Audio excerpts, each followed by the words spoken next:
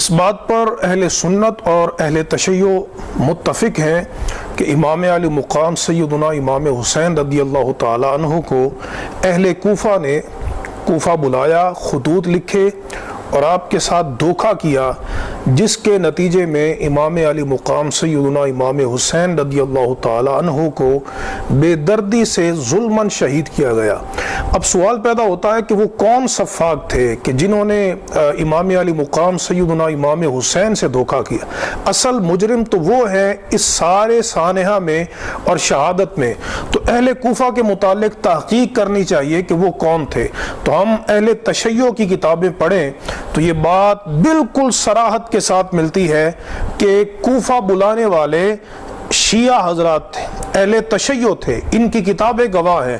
چنانچہ یہ میں آپ کے سامنے اہل تشیع کے بہت بڑے محقق قاضی نور اللہ کی کتاب مجالس المومنین جلد اول پیش کر رہا ہوں، ایران کی چھپی ہوئی یہ کتاب ہے۔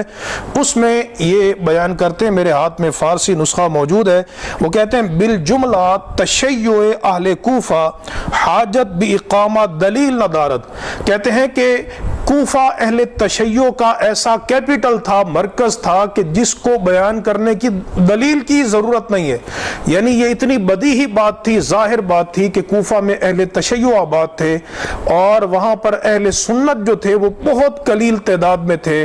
یہ قاضی نور اللہ بیان کر رہا ہے۔ چنانچہ یہ میں آپ کے سامنے ایک دوسری کتاب جو ہے اس کا حوالہ پیش کرنے لگا ہوں، الاحتجاج، یہ علامہ طبرسی کی کتاب ہے۔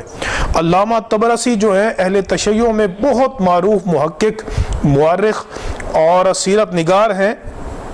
انہوں نے یہ بیان کیا ہے حزیم بن شریک الاسدی کے حوالے سے کہ جب امام زین العابدین رضی اللہ تعالیٰ عنہ کو کربلا سے لایا گیا، وَكَانَ مَرِيدًا، اور آپ اس وقت حالت مرض میں تھے، وَإِذَا نِسَاءُ أَهْلِ الْكُوفَةِ يَنْتَدِبْنَ، تو اچانک جو کوفہ والوں کی عورتیں تھیں انہوں نے اپنے گریبان پھاڑنے شروع کر دیے اور مردوں نے رونا شروع کر دیا۔ وَالرِّجَالُ مَعَهُنَّ يَبْكُونَ، اہل کوفہ کے مرد رونے لگے، عورتوں نے اپنے گریبان پھاڑ دیے، گویا کہ ایک ماتم کا سما تھا اور ایک سوگ کا سما تھا۔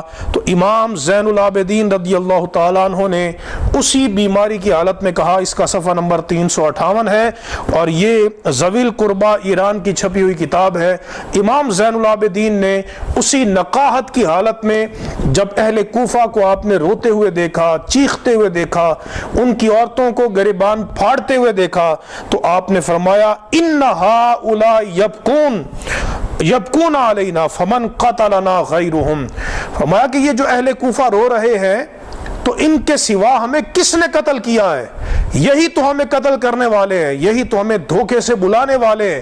انہی لوگوں نے تو ہمارے ساتھ وعدے کو توڑا ہے اور امام علی مقام سیدنا امام حسین رضی اللہ تعالی عنہ کو ظلماً شہید کروایا ہے۔ اور قاضی نور اللہ بیان کرتے ہیں کہ جو کوفہ تھا وہ اہل تشیع کا کیپٹل تھا، جس سے نتیجہ نکالنا بہت آسان ہے کہ آج جو امت میں ایک واویلا ہے اور ایک رنگ بازی ہوتی ہے، تو حقیقت میں یہ وہی لوگ ہیں کہ جنہوں نے امام علی مقام سیدنا امام حسین رضی اللہ تعالیٰ عنہ کو دھوکے سے کوفہ بلایا اور پھر امام حسین رضی اللہ تعالیٰ عنہ کو ابن زیاد جیسے ظالم اور یزید، شمر، ابن سعد جیسے لوگوں کے حوالے کر دیا اور پھر امام حسین رضی اللہ تعالیٰ عنہ کو ظلماً شہید کیا گیا۔